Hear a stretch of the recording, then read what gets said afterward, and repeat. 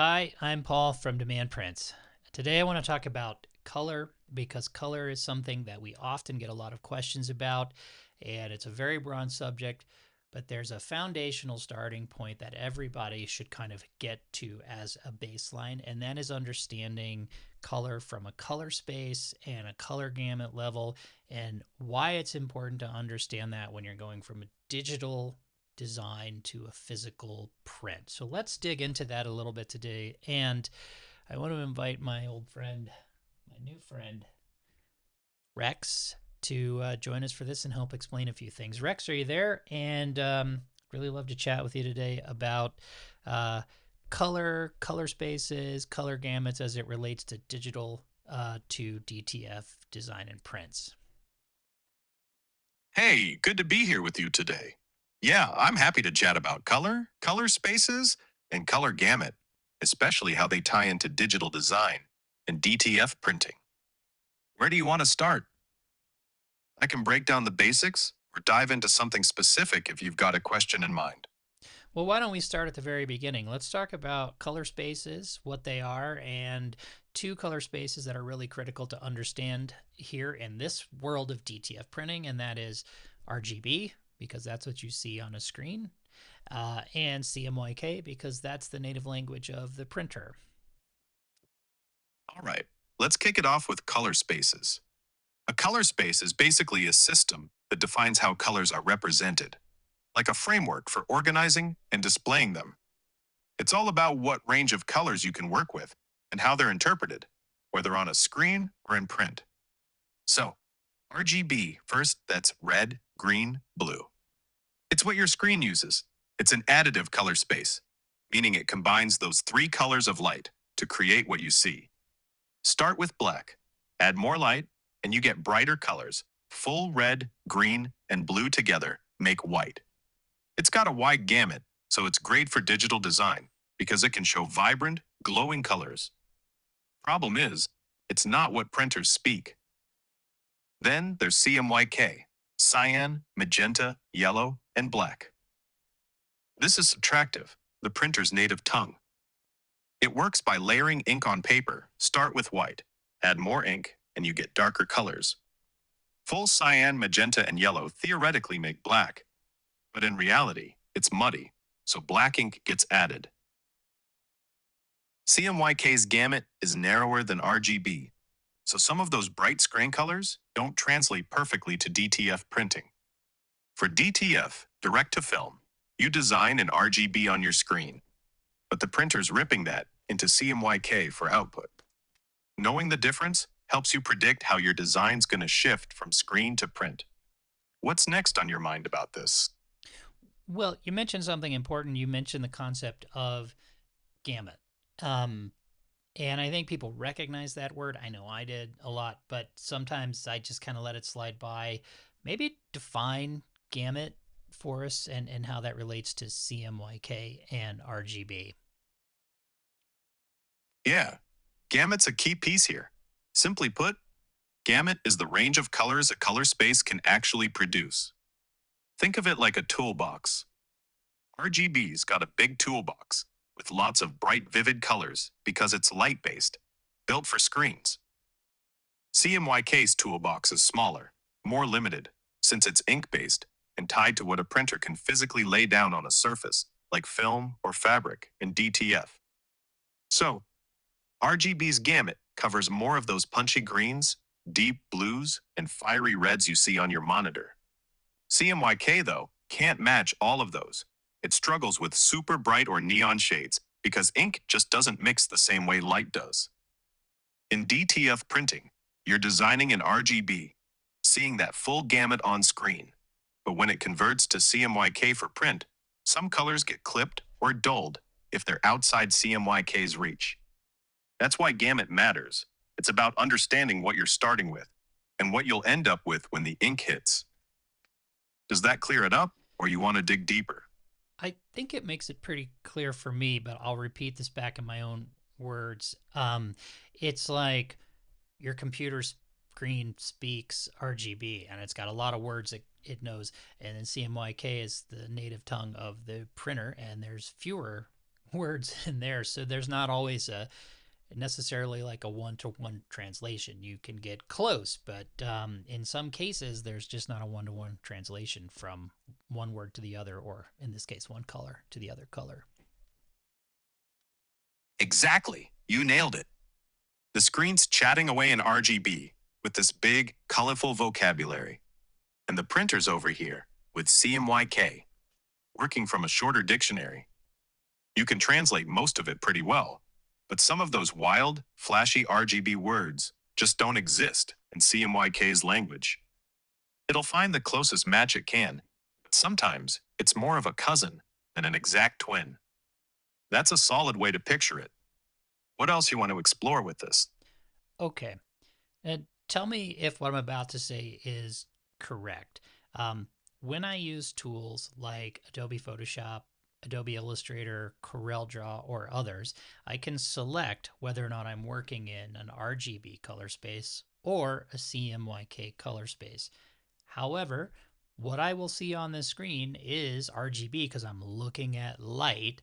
So regardless of the color space I select, there's still going to be a translation from what I see on the screen to what comes out of the printer and ends up on the final product. Yep, you're spot on. When you're in Photoshop, Illustrator, or CorelDRAW, you can pick RGB or CMYK as your working color space, and that sets how the software handles the colors under the hood. But no matter what you choose, your screen's still showing you RGB because, like you said, it's all light-based. That's just how monitors work. So even if you're designing in CMYK mode, trying to keep it printer-friendly, the screen's translating it into RGB to display it. Then, when you send it to the printer for DTF, it's got to translate again from that RGB preview or your CMYK file into the actual CMYK ink output. That double step means there's always a chance for some shift between what you see and what you get on the final print. You're totally right about that. Anything else you want to check on with this? Um, yeah, so I think this is an important concept to understand. So then, right, what you're seeing and what the final print looks like and where that variation can come from. But that being said, in the world of creating artwork for DTFs, would you say that it's the ideal thing to do is to work in the CMYK color space? Good question. In the world of DTF printing, working in CMYK color space can definitely make sense because it keeps you closer to what the printer's capable of spitting out.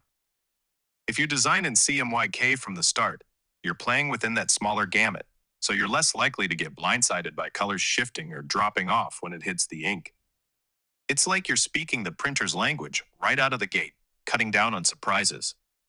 That said, a lot of folks still start in RGB because it's more flexible for digital design, gives you that bigger playground to create in, especially if you're tweaking stuff for screens or other uses too. The catch is you've got to be ready for that translation to CMYK and maybe adjust things before printing.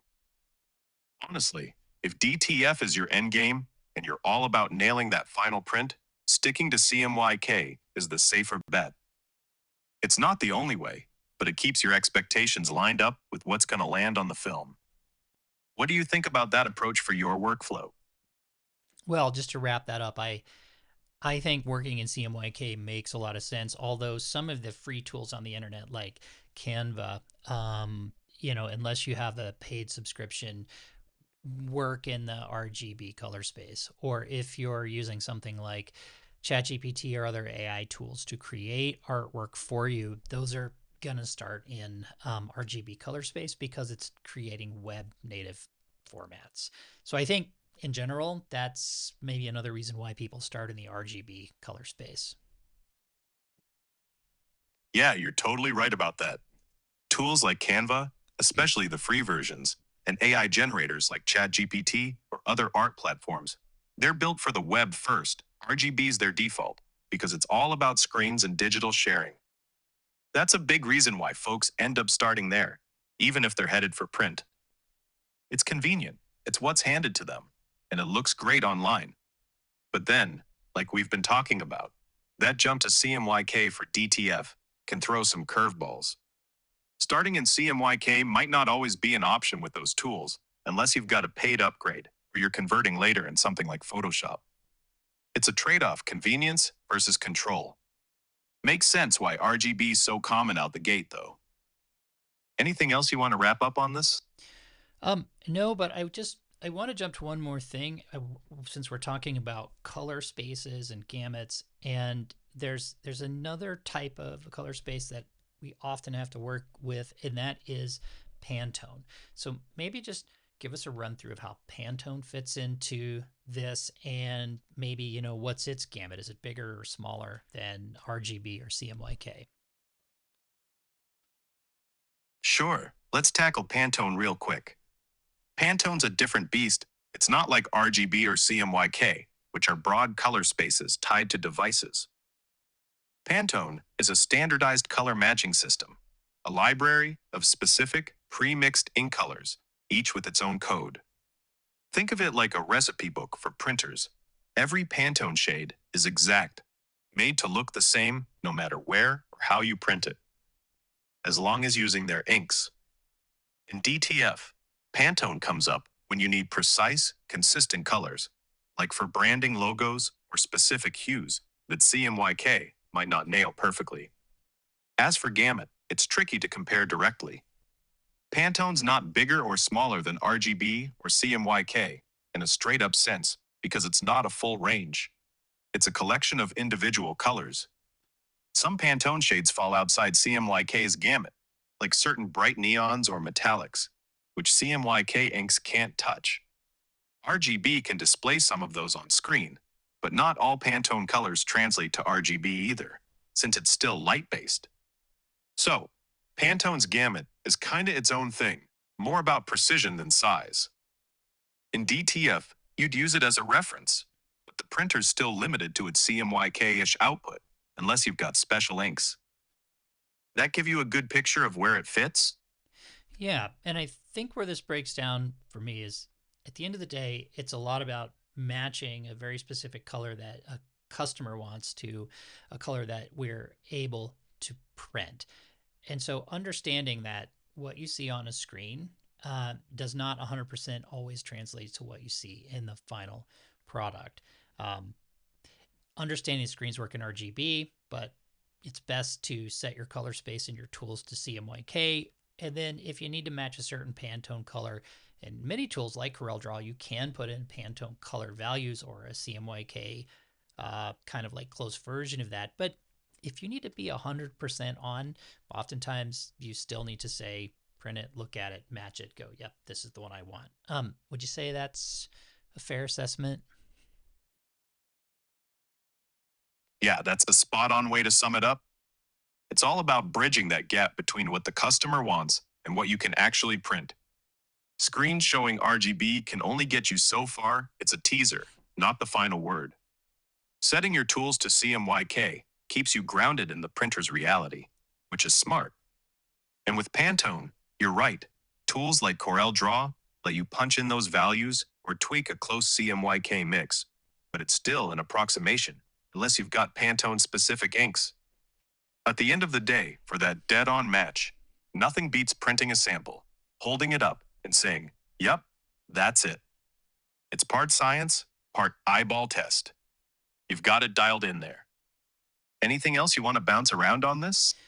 Man, there's so many ways we can go, but let's do this. Let me just see if I can wrap up what I think is the important takeaway here, and then maybe you can make it a little bit more concise and punchy so people can hear it a different way than I say it. Um, so here it is. It's good to understand that screens speak RGB, printers speak CMYK. As a cheat sheet, try to work with the tool that supports CMYK. It's going to get you closest to what the printer is speaking. But at the end of the day, if you need to be 100% with a color for a brand, there's no avoiding going back and forth. All that being said, 99% of the time, we see that an RGB file from Canva coming to a print makes people happy. But for those really pro cases, I'm doing a logo for Red Bull or Strava or your favorite brand, and they have to be spot on. you gotta kind of think, man, we may need to go back and forth on this to get the exact right color. And in another video, I can talk about how we can develop spot colors for you at Demand Prints. But before you get to that point, this is an important concept to understand. Okay, Rex. All right, here's my punchy take on it. Screens talk RGB, printers speak CMYK. Stick to CMYK tools to keep it real with what'll print. For everyday stuff, an RGB file from Canva usually does the trick. People are happy. But for that pro level, brand perfect match, think Red Bull or Strava, you've got to test and tweak. No shortcuts. Sample, check, repeat till it's spot on. That's the gist, nice and tight. All right.